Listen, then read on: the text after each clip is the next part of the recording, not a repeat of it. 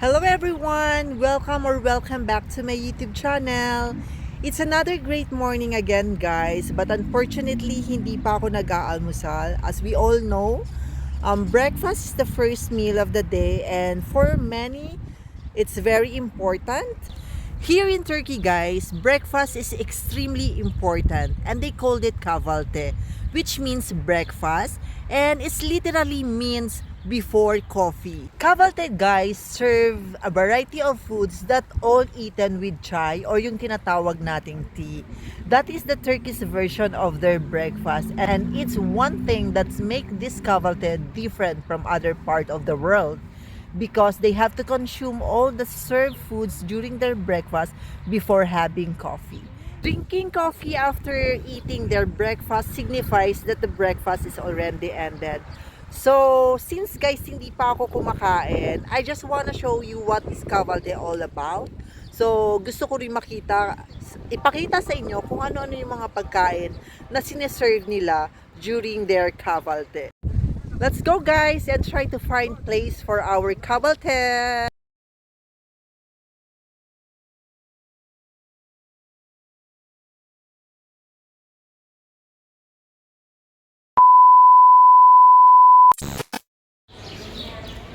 Tara Mars, pasok.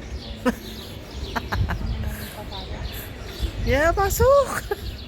May pambayad tayo, huwag kayong mag-alala. Hindi ko kayo dadalhin pag wala tayong pambayad. Sana all. Oo, hindi ako. Ayoko ng ano. Merhaba. Do you have kahvalti?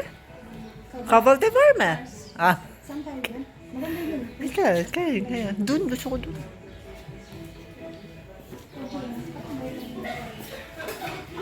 Dito?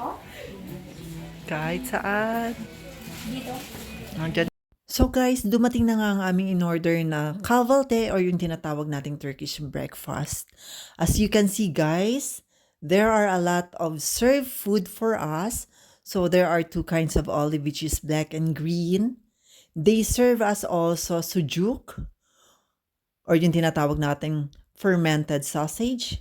And also we have scrambled egg which they called menemen.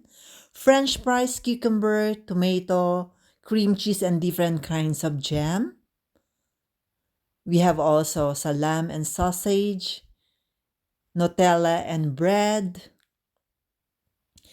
It's so amazing, guys, that Turkish people has this kind of abundant breakfast table every morning. Katulad ng sinasabi ko kanina guys, kahvalti serve with chai or yung tinatawag nating tea.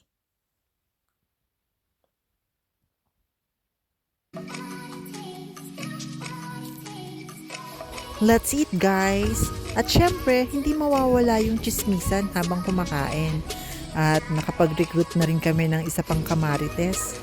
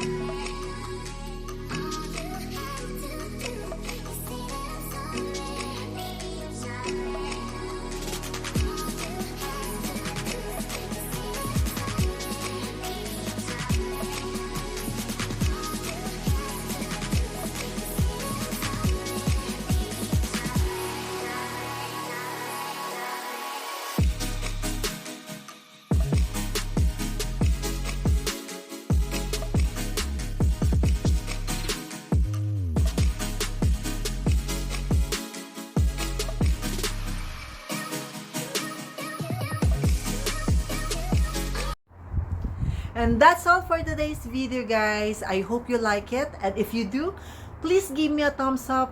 Subscribe to my YouTube channel. It's all about Jokay in Turkey. And please click the notification bell for more updates on my upcoming videos. Once again, this is Jokay saying, start your day with a happy heart and everything will follow. Thank you and see you!